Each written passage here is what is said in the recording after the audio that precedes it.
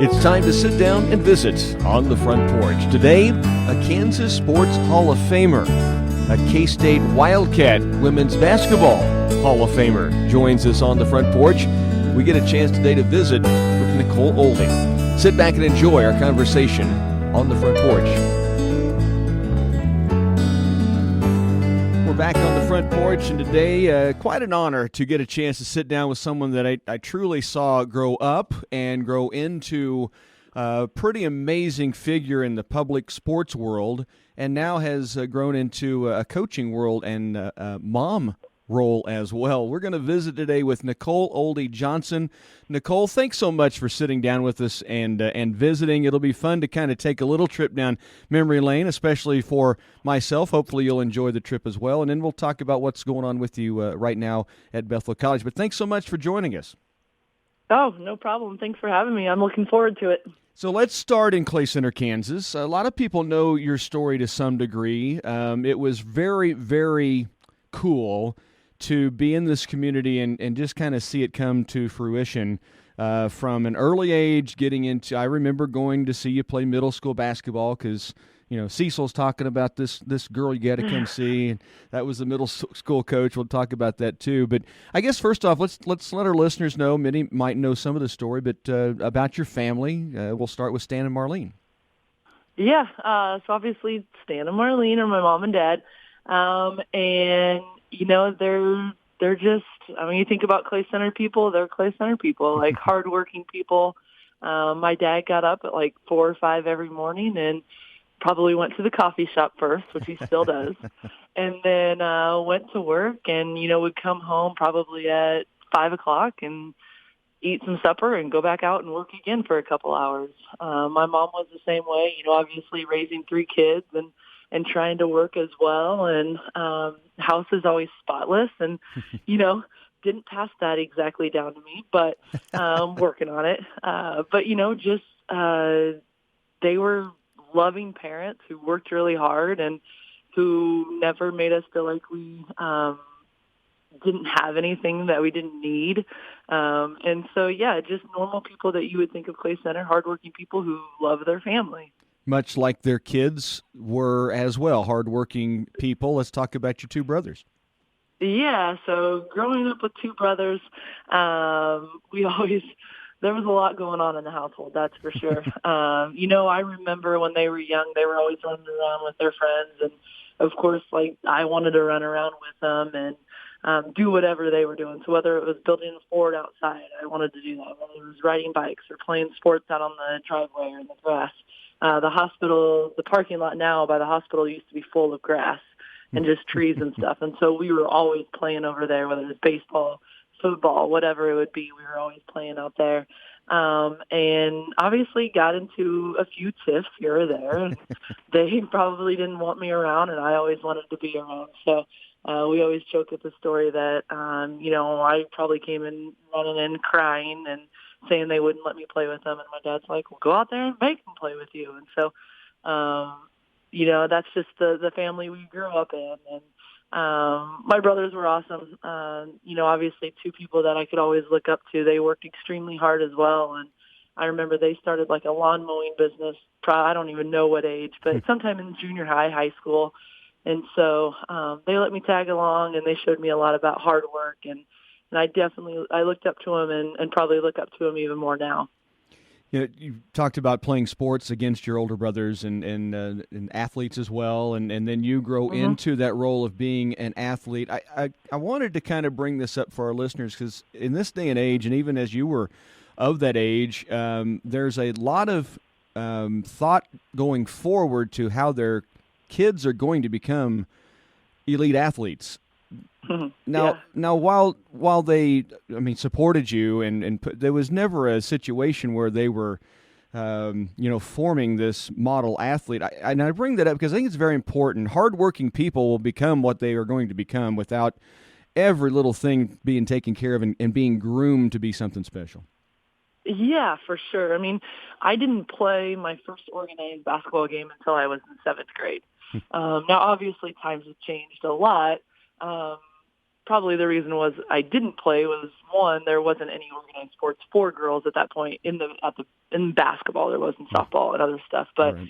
I didn't have that luxury. But yeah, I mean, I loved basketball. Like, I love sports in general. And so, I remember my parents, I would be inside and playing a little bit here or there, but they were always like, go outside and play. And so I remember I would just be on my driveway playing hours upon hours. And so, no, there was never this like push that my parents were like, oh, you need to go out and you need to shoot, or you need to do this, you need to do that.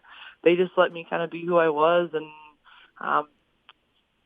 Dad just helped me fall into the love of basketball as opposed to making it be something that I was a job, something that they demanded that I do. And so they just kind of let me do my own thing, and thankfully I had the love of sports, and I wanted to be out in the driveway shooting in the cold or the snow or whatever it may be. And, another thing is they never demanded anything out of me or my coaches. They wanted me to work hard. They wanted me to love it, what I do. But they never once, were upset about anything that a game or a practice or whatever. They never got upset at a coach. And I think about that. Obviously, we can get into this later in the coaching world and stuff, but Right. I think about my parents, and I never once heard them talk negatively about a player or a coach that was on my team. And just looking back on that, I'm just so thankful that they modeled that role for me, that hopefully someday I can model after them. And so I just think that's so awesome how I never once heard them say anything negative, and I think that's rare. I really do. Well, it is very rare and very well put. Mm-hmm. Our guest today is Nicole Ohlde Johnson, and I want to talk about getting into – I talked about middle school, and it was one of those deals. Cecil Cromwell was the coach at the time, and he was telling everybody he could about this not little gal, but this young gal that could handle the ball and was playing a guard, and you were very, very talented. I mean, that's obvious. As you got into high school, it's an odd transition for anyone. As a female, I would think it's maybe even tougher to start to get into roles where you're taking playing time away from upperclassmen. You're also not with your core group as you become a freshman and sophomore. Speak to that a little bit. And was it tough? Were people made it easier for you? How was that? Yeah, I mean, it definitely was tough. I know I started out on the freshman team playing with my friends, and then just gradually moved up to playing some JV, and then obviously to varsity. And it was tough. I think I remember coming home one time and talking to my mom about it, and she was like, just go play. Just be who you are and just go play hard. And then, so obviously had them in my corner, and then obviously Coach Tackenhorst was there, and Marcia Coster as well. And they really made the transition pretty easy. Obviously they preach team and teamwork and trying to win and stuff. And I don't necessarily know if I ever felt threatened or felt like the seniors or juniors or anybody was trying to attack me personally for taking minutes. And so once again, I think that is a rare thing. Mm-hmm. And so luckily, I think I played with some upperclassmen that were nice and understood that I could be valuable in helping the team. And so I just think being surrounded by some people that get it, that was important. So I talk to Coach Tackenhorst every now and then. We bump into each other occasionally, and we talk about that, and we talk about that season. And it's a little bit of a blur because it was a few years ago. But I do remember coming in and playing with some upperclassmen who made me feel welcome. And I know some of those, I think they would have been juniors that year.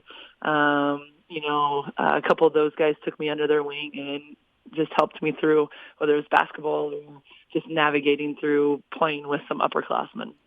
I remember the first time you took the varsity court. I'm sure you do as well. It was in Belleville, am I correct? Mm-hmm. Yeah. And the 6-foot freshman that, I'd seen you play and seen you practice some. And the first time, if not the first, very early on when you received a pass in a transition, you went behind your back by a defender, got into the lane, and we finished a fast break. And it was kind of like, I think everybody went, oh, well, there was no doubt you belonged on the varsity court. And that certainly helps the transition. I do there's a few things things become a bit of a blur, but there are certain things that stand out, and that is one. And then your career, I want to talk about basketball some, and I know we want to get into K-State and your pro career, but as you said, the basis of what you became started in Clay Center. The high school career that you guys had was a special time in the North Central Kansas League because there was a gal a year behind you in Marysville that you both, and I will say this, Kendra Wecker and Nicole Ohlde are the names people, remember most. Those two teams were fantastic teams. I mean, the people around you and the people around Kendra were dynamite. For sure, yeah. I mean, two teams that were jam-packed. I mean, like you said, those Kendra's name and my name get thrown out a lot, but you talk about the supporting cast that she had and that I had. Like, we both had teammates go play at, like, the D2 level. We both had kids that, like, you think about some of the players that I had. Like, some of those players went and ran track, cross-country, softball. Like, we just had athletes around us, too. And so it wasn't just us. I mean, I remember a game in Clay Center where I think it was my senior year, and I played poorly. And I remember, like, Abby Block hit a big shot. Jenna was making plays. I mean, I just remember other players that stepped up even when maybe I had an off game. I mean, there was the teams were loaded with talent. It wasn't just Kendra and myself, but those were two very talented teams. Traded off trips to state and a terrific trip to the state tournament. And I'll end this segment with just your comments on that, so we could talk about the game against Hayden, but I'm going to skip past it because we should have. We had that game won, and it was kind of a bit taken away. So move on now. But you take third place at the state tournament. That experience, the crowds that you guys had follow you, I mean, it's not common. I don't think to have communities get behind teams the way they do in maybe the Midwest, maybe in Kansas, maybe in smaller communities. For sure. I mean, our fan base was incredible. And, I mean, you talk about the state tournament, and I also think about when we played at Clay Center against Marysville or in Marysville against Clay Center. I mean, people would come out and watch. And I don't think it's not always common. And so the fact that we had that fan support and they followed us to Salina and just the support that we felt was overwhelming. And so obviously that support kind of followed me through K-State and even then when I was playing professionally. And just the people that I know that I could look up at the stands and see, and people that talked to me after games and everything. I mean, just the support that I felt from that Clay Center community was overwhelming. And it really started when we were in high school and we played at the state tournament and played in some of those other big games. Just the overwhelming support just was fantastic. I'm going to take a time out, Nicole, but we'll come back. I'm going to visit more. Nicole Ohlde Johnson is our guest on the front porch. We're back on the front porch, and today honored to have Kansas Sports Hall of Famer, Kansas State Wildcat Hall of Famer, and if you drive into Clay Center, you'll know it's the home of Nicole Ohlde as well. Nicole Ohlde Johnson is our guest on the front porch, and we were talking high school basketball, Nicole. Said as we went to break, we were off the air, that one thing I really wanted to make sure listeners understood is the athlete that you were, not just a basketball player, not just that you had great size and height, that's God-given abilities there, but you talked about the hard work. When you were recruited heavily as a volleyball player, I know that you had several across the nation at least approach you and try to get you to go down that path. Did you ever consider that seriously? I didn't really. Obviously, like you said, it happened. And then I knew even when I went to K-State, I believe Susie had mentioned something about playing there as well. And not really. For some reason, basketball just drew my interest. Like, obviously, I love playing other sports and volleyball, track, whatever it was. Like, that's just who I was. I just loved the competition. I loved the work. I loved playing. But basketball was really where it was at. I watched basketball games all the time, and I pretended to be basketball players out on the court, out on my driveway. And so I loved the game of basketball, and so that was mostly where my interest lied. I do want to bring up high school track, Cessna Stadium in Wichita. You were a mainstay there throughout your high school career. This speaks, and I'll brag on you, Nicole, because this speaks to what kind of an athlete you were. And as I said, not just the size, not just the basketball ability. You were a high jump champion your senior year, runner-up junior year. I'm not sure if you medaled before that, but a high jump champion. You also were part of a state medaling 4x100 team. You were also a state medaler in the 300-meter hurdles. You were also a state medaler in the 4x400 and a state record holder in the 4x8. That's crazy to think about. Absolutely crazy. Those were fun times, too. I loved track. Not quite as much as basketball, but I did love track. And the 4x8 is crazy because I didn't know what I was doing, and I was so nervous. I think I about threw up before the race. I had only ran the 800 another time, and I just remember being like, I don't know what to do. When do I run fast? What do I do? So I'm glad all that worked out because before it, I was nervous. Well, it was a high time, and then the decision to go on to your next step, and that's at K-State with the Lady Wildcats on the basketball floor. Talk about that transition, the recruiting process, the decision-making process. Yeah. Well, obviously the recruiting process then is a lot different than it is now. Luckily, they could not text or anything like that, so I'm very happy for that because I would go crazy if I was being recruited. No. Phone calls and letters was mostly how we were recruited, and then obviously we would go out to some tournaments, and then coaches could go watch us there. So, obviously quite a few letters came in, quite a few phone calls. All of that is a little bit of a blur looking back on it. My mom, thankfully, took like detailed notes of who called and everything, and so it's kind of fun to go back and look at it. But I narrowed my list down to 5 schools, so they were K-State, obviously, and then Colorado, Colorado State, Missouri, and Drake.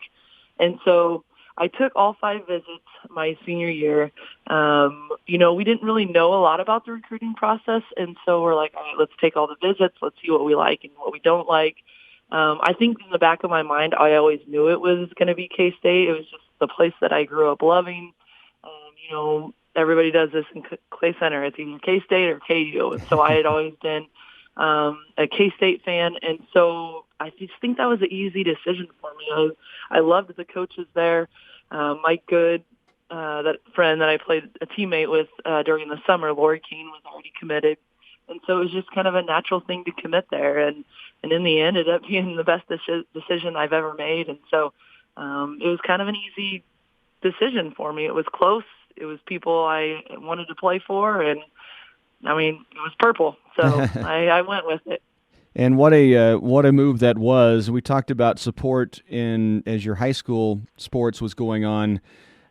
Truly, people tell the story. And if you're not from around this area and not a fan of K-State sports, people don't understand when we say it was like Field of Dreams on game nights.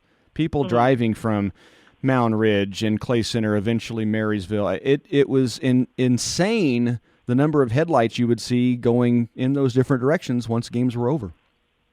Yeah, it was incredible. I still remember, I think everybody kind of remembers this, when there wasn't any season ticket holders really, and people would just come piling in once the doors opened, and we would be pulling up, a couple hours before the game, and there was people already outside in the parking lot. You look back now, you're a little older, you think about those moments. It's once in a lifetime moments where you get to experience something like that. And so to be able to be playing at a time like that with the people I was playing with and the communities that supported us, we felt we were just so appreciative of everybody that was there. Like I said, it was a once in a lifetime moment. Those were some of the best years I've ever had in my life, those 4 years. And so, and to play in front of some of those fans and the excitement of those games, it made us do what we wanted to do. It made us go through all that hard work and just seeing those people in the stands wanting to win for them. Those were some great years for sure. I know being a student athlete is a full-time job, and you work more overtime than a lot of full-time jobs. I get all that. I know the hard work that you and your teammates put in to lead this to the success that you had. But at the same time, while you guys would, show the grit and determination to make things happen, it seemed like you guys truly enjoyed each other and truly were having fun fighting for these wins. Is that fair to say?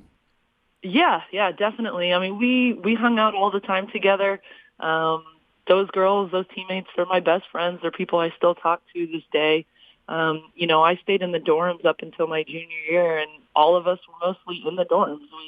We kind of took over a little wing of one of the halls, and we would leave our doors open, and we'd shout across the hallway, play some music, and be running up and down the hallways.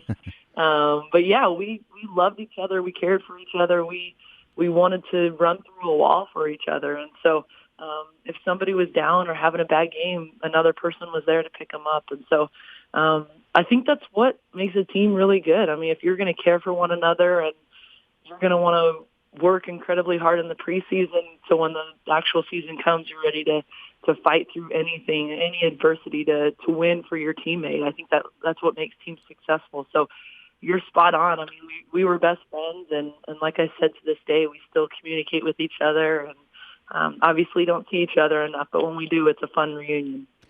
The level of competition obviously becomes the step from high school to college, it seems obvious. I think it's not as obvious to the athlete until you're in the middle of it. What was the transition like for you? I know you had incredible success. I know you worked hard to get it, but were you caught off guard at all by who you were going up against, or had you done enough of the AAU stuff and the summer league stuff to see some of these girls? A little bit during the summer. I think obviously that helped. But I don't think you're really ready for it until you really get into practices and then games. I think the level of just the work that you have to put into it is also so much different. I remember my first individual group workout. So there was 3 of us, and I was exhausted by the end. I barely made it through, and I thought I had done a lot during high school as far as getting in shape and everything, but it's a totally different level. And then obviously the level of competition once you do start playing games where juniors and seniors are just so much more physical, and right. The refs obviously aren't calling it as tight. And so it definitely is a level jump, and it takes a little while to get used to. And so, it took a little bit, but luckily we practiced against a lot of practice guys, and they're obviously a little more physical, quicker, faster, more athletic. And so that helped a little bit too, to adjust that. Then when a game came, it wasn't quite such a shocker. Real quickly before we take another time out, and I'll put you on the spot a little bit. What is there something that really, I think every fan maybe has a favorite game or moment maybe that they remember watching. Is there anything that to you as a player, as a team, that you just, when you've got to think of the, not pinnacle maybe, but just one that just brightens your day to think back on something with K-State basketball? Is there something that stands out? There's obviously a few every year that I can think about, but probably the Arkansas game when we played at home to go to the Sweet 16. I just remember how packed that place was. I remember we were getting excited. The game was almost over.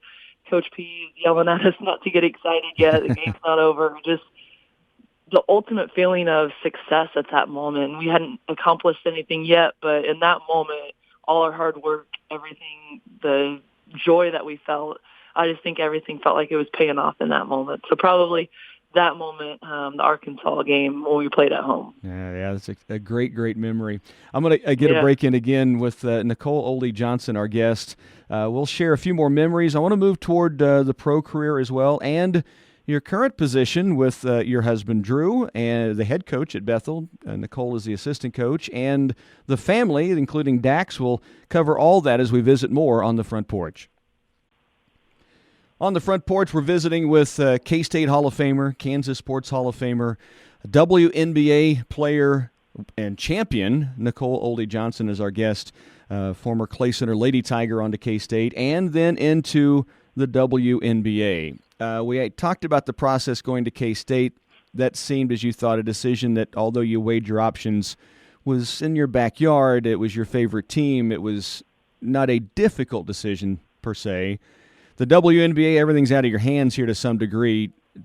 Walk us through getting prepared for the draft first, not just the draft night. I know there's a lot of steps you take, and then waiting to find out what was going to happen. Yeah, so basically when I was a senior in college, I would notice some people just watching our practices and stuff. And obviously later I came to find out that those were coaches, assistant coaches of WNBA teams that would come watch the practices. Obviously, just kind of to see how I practice, what I look like, talk to my coaches about me. So it's kind of like, we're recruiting them as opposed to they're recruiting me. They're just there watching me, evaluating me. So that kind of happened there.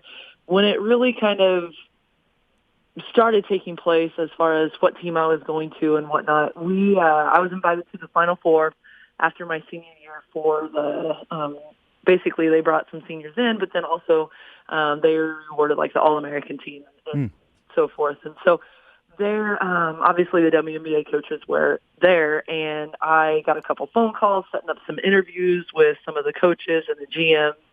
And so I met with the Minnesota coaches and then also the Connecticut coaches and while I was there. And so then I came back, and the draft was in a few days. And so I was talking with my coaches at K-State, and they're like, okay, you're probably going to get selected to one of those two teams. They showed interest in you and just the way the draft had fallen and whatnot. And so I went to New York for the draft along with my parents and Coach Garrison. And so it was kind of all a whirlwind. They take you around different places, just to meet different people and all that stuff. And then obviously draft night came, and, they did hair, makeup, all this stuff, all the, people are there, the lights, everything. It's nationally I think it was nationally televised at that point. I'm not 100% sure. Thankfully it is now. But so you're sitting there and you're like, just really nervous, not knowing what's going to happen. Obviously, we knew Diana was going to go number one. Right. Elena was going to go number 2, and so you're just kind of waiting. Obviously, Connecticut, I think, had the 4th pick. They ended up taking Lindsay Whalen, which obviously ended up being a really good pick for them. And then Minnesota came up, and they drafted me, and kind of just went from there. I came back home. I had a couple days back in Manhattan, and then packed up a couple bags and went on to Minnesota and started training camp, and the rest of it kind of all just flew by a little bit. Number 6 pick in the WNBA to the Minnesota Lynx. That's after a 2-time All-American on everybody's publications. Big 12 Conference Player of the Year 2 times. All Big 12 First Team 3 times. Big 12 Freshman of the Year, we can add to that. Academic All Big 12 First Team 3 different times. That all needs to be stated so people understand what Minnesota was getting. But here you are, after all this in your backyard, now going to a new land and into a profession, a business. Talk about that transition compared, I don't know if you have to compare it, but just that transition to going from this local support, this great run, great memories, great friends together playing the game, and now you're in Minnesota. Yeah, that by far was the biggest transition I had to make at that point. Obviously, I felt like Minnesota was like hours upon hours away. Like, I remember calling my friends. There's like 5 of us that lived together, and I'm like, oh my gosh, I'm so far away. And looking back now, you're like, it was Minnesota. But, 8 hours away, felt like a lifetime away. But, you talk about it being a business, and it definitely was. It was just different. Obviously, most of the girls are nice, but you're fighting for your job. You're fighting for your livelihood. They bring obviously more people into training camp than they're going to keep on their roster.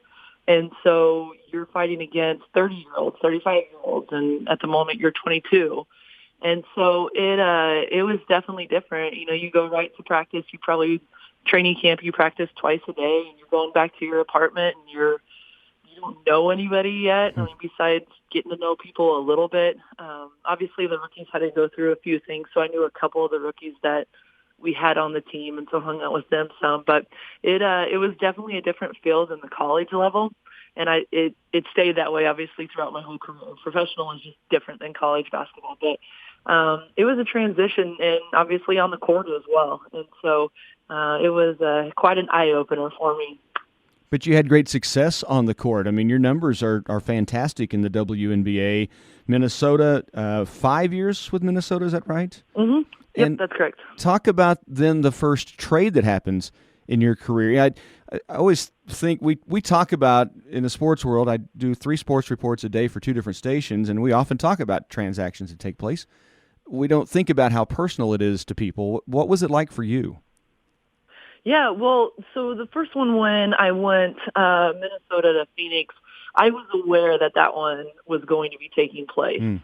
And so I had prepared for that. I just think my time was up at Minnesota. Obviously, they had went through a couple coaches. My numbers were declining, and so then it was kind of like, well, maybe a change of scenery would be good. And so ended up going to Phoenix. And obviously, I had seen trades before. I remember, I think my second year in the league, Katie Smith got traded, and it was like just super abruptly, and that made me realize it was a business. Mm-hmm. And so I hadn't really obviously felt that way since that Minnesota Phoenix I knew about.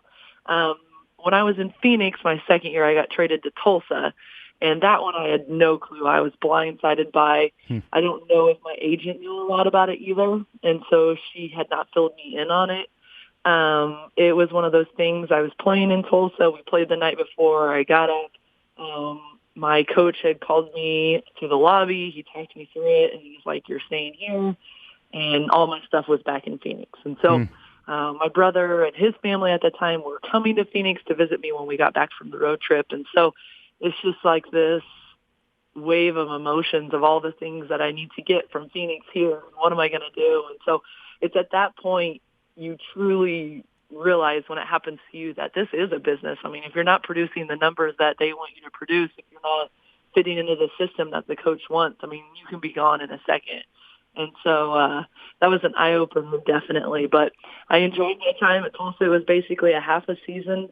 We didn't win a lot of ball games, but I enjoyed getting to know some of the players there. And ultimately, I finished my career playing in the WNBA that last half of the season in Tulsa. But I enjoyed it and was playing some decent basketball. I just kind of felt like that was my time was up there playing in the league. I know I talked with you briefly following the announcement of your retirement. You'd come back and we're starting to promote some of the clinics and Ohlde elite kind of stuff you're getting into, and you said you were comfortable with the decision. And the way you said it, it wasn't like I wanted to say, "Are you really?" It was like I really believed you. You were comfortable, ready to move on to something different, right? Yeah, definitely. It just, I mean, obviously there gets a point in time where your body's like, okay, time's up. I remember like being over in Europe and after a game rolling out of bed the next morning, like feeling like I could hardly move, just, knees hurt and everything like that, which I'd never had knee pain. So that, and then just the fact that you're just always gone. Like, obviously basketball is really fun and it's awesome to have a job where you play a sport for a living, but, being overseas, it also gets very lonely and you're secluded and you miss out on a lot of stuff. And so after the time that I had ended in the WNBA and overseas, I felt like it was time to call it quits, and I was ready to be kind of back around the area, and I was happy with it. And obviously then and even now I still miss some of the stuff like winning a game, celebrating in the living room and that kind of stuff. But super happy that I had the chance to do everything, but very, very happy that I called it quits when I did. I'm going to get one more time out, and I think it's a good transition into where you are now. We'll kind of get a path on how you ended up at Bethel University. We're visiting with Nicole Ohlde Johnson on the front porch. We're on the front porch today and visiting with K-State All-American and Kansas State Hall of Famer, Kansas Sports Hall of Famer, WNBA champion, Nicole Ohlde Johnson. Nicole, as we said at the outset, we saw grow up in Clay Center and grow into someone we could be so proud of. And I think that's another part, I'll just say very quickly, the athlete that you are, the success you had, in the manner you did it, I think made this community, I know, and then as you just branch out to people that you were around. I remember at one time giving you a note or sending you an email, I think back in the day because we didn't have text messages, but just something to the nature of you're going to be great, very successful, but keep smiling as you did it, because it was always amazing to me the smile you kept on your face in high school basketball. And I saw that continue. Sure, you had to grimace maybe more to get through some situations, but you always did things with some comfort and a smile on your face, and I've always appreciated that, and I know that others feel the exact same way. As you came back and gave up playing basketball, you started the Nicole Ohlde Basketball Academy, which was just finding players that in high school that were wanting to just enhance their skills to get better in the off season or while the season's going on. How did that idea come to you? Yeah, so I started it with Drew, obviously, at that time. When we started it, there wasn't really a person or group around the area. Like I know Will Spradling does it now, but at the time I think he was still playing. There wasn't anybody around the area or in Manhattan, so you'd have to go to Kansas City or Wichita, really, that provided any basketball training. And so obviously Drew and I both love basketball. We were looking just for a way to continue to stay in the basketball world outside of coaching. We were looking for a way to do that. And so we kind of started up Nicole Ohlde Basketball Academy about in a day, and we called Tracy Lebo and we're like, hey, can you create something for us as far as like a logo? And I remember doing it on my parents' patio. We're looking at stuff, and Tracy sent us some ideas, and we're like, yep, all right, we're starting it. And we were looking for places to have it at, and we thought about the Morganville gym. It was just kind of sitting there. So we called up Craig Perry, and we're like, hey, can we use your gym? And he's like, yeah. And so it just kind of all started from there. And so I'd have to think back, but we probably did it in the Morganville gym for 2-3 years, just held basketball workouts ranging from, I think, third grade all the way through high school, and worked with some amazing kids and built some lasting relationships with kids and parents, and just had a great time doing it. I mean, we both loved sports. We both loved basketball, and it just seemed like a natural thing to try to help out some kids continue to improve during the off season. We couldn't work with them during the season, but we could work with them in the off season when KCLY rules allowed. So you've mentioned Drew a couple of times. I mentioned him early on. He's been on the front porch with us, head coach at Bethel. You were the assistant coach at Bethel, your husband and wife. How did things, working with a spouse is tough enough in this atmosphere. I talked with this with Drew on the show too. I would think there are some stresses, but you guys have handled it obviously smashingly. I suppose so. Like when I first met Drew, obviously, when we talked basketball, I'm like, man, his stuff aligns up with how I learned basketball from Coach Patterson. And the way he learned was from his head coach, now at Derby, Brett Flory. And so it's funny, our basketball philosophies are really kind of the same. And so obviously that helps. Like we believe the same things. We have a lot of the same just basketball background knowledge learned from two different people, but it's kind of the same. And so obviously that helps. And then I think we're both really good at what we do, and we both have different things that we're really good at. And so obviously that helps as well. And Drew, is really loud and wears his emotion on his sleeve, whereas I may be a little more reserved and being able to talk to the players more quietly and side by side when I'm sitting on the bench. And so kind of the two different things, the things that he's good at, I may not be very good at, and the things that I'm good at, he may not be very good at. And so it kind of just balances itself out. And obviously, for husband and wife, there's going to be moments we disagree. But I don't think there's ever been really big moments where we've gotten into it, especially in front of our players or anything, or really disagreed at home. I think we try to leave everything outside and not bring any of that into our house. As you guys went from the Nicole Ohlde Basketball Academy into what was known as Ohlde Elite, which became, a number of teams. By the time you moved away from the elite teams, what kind of numbers were you looking at? I think last year we had 8. 8 teams. We had 8 teams. And playing 7th grade team to yeah. And playing in a lot of areas. And you can correct me if I'm wrong, but the philosophy behind the elite teams was to give maybe some players that weren't getting the attention to get a chance to play at the next level, be it NAIA Division II, whatever the case may be, to give them some opportunities to be seen. Am I close to what you wanted to do? Yeah, kind of. Yeah, we it kind of started like the basketball academy did, where there was a bunch of kids that we were working out that were like, okay, they don't have a team to play on. They're having to drive once again to Kansas City or Wichita to get on teams to be able to go see them. And so it started off with 2 teams, and then it just kind of gradually grew. And then obviously we moved down here to the Wichita area, and then got a few of the Wichita kids to play as well. But our main area was kind of north central Kansas, kids from the TVL, kids from Manhattan and Topeka, those type of kids. And so that's probably what we had mostly of. But then we also drew in a couple Wichita kids. But just being able to get out there and be seen, and then obviously as we became coaches, it helped us as well, because then we could get into tournaments and watch other teams and players and try to recruit those kids to Bethel. The transition to coaching at Bethel, you kind of talked about the chemistry between you and Drew, and how it works for you guys. What was it like coming into this program, first college coaching experience for both of you? And what was the reaction? I got this from Drew, but I'll ask you the same question. The reaction from, because it's a community-minded college too. I think there's a pretty strong support in the community for athletics and for the college itself. What was it like for you two coming in and really starting this program for you two? Yeah, well, obviously the program before we got here had been a little rough. They hadn't won very many games, and so obviously trying to change around just the basketball stuff, and then obviously trying to change around the culture.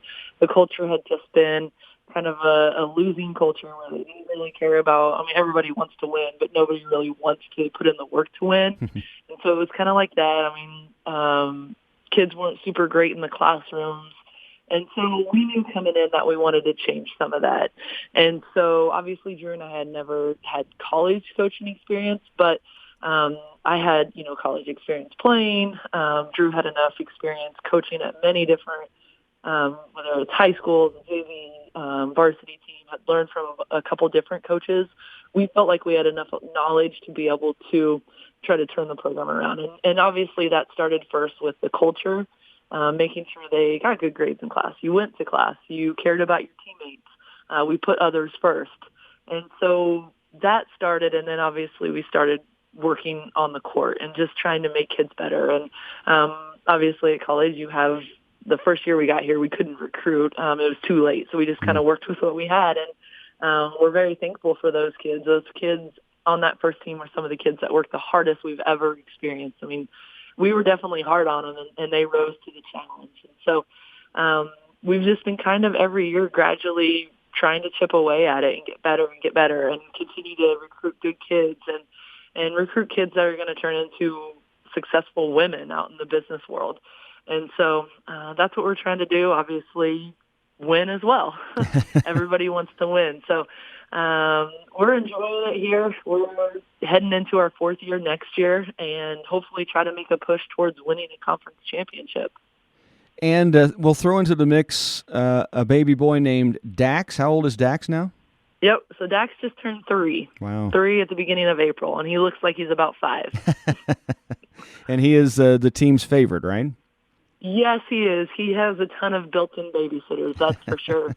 He comes to practices, and we try to keep the girls very focused, but every now and then they keep looking over there at Dax because he's running around playing like a little basketball cone we use on the court as a trumpet. So he sometimes gets to be a distraction, but he loves it. Obviously, I've heard the terminology before we had a kid that it takes a village, and it really does take a village to help raise him. We have, a Bethel student who helps watch him during some games, and Drew's parents are close, and then my parents come down when they can. But he loves the attention from the girls, and he just soaks it up. And we love that he's able to hang out at the gym, and that's what's nice about Bethel is that he can come to practices and he can come to the games and be around us when instead of always having to be separate from mom and dad. Yeah, that's great and fun to hear. Mm-hmm. Nicole, appreciate the time more than you know. It's really been fun to go back and visit about your career and what you've accomplished and what's still to come for you and Drew. Congratulations on the first 3 years and best of luck going forward at Bethel as well. We really, really appreciate getting a chance to visit. You probably thought I was going to let you off without this, but the Phenom. The Phenom, she was named as a freshman, and you have continued to live up to that nickname ever since, Nicole. Thanks so much. Well, thank you, Rocky. I appreciate it. Nicole Ohlde Johnson with us on the front porch. On the front porch. On the front porch. On the front porch. On the front porch.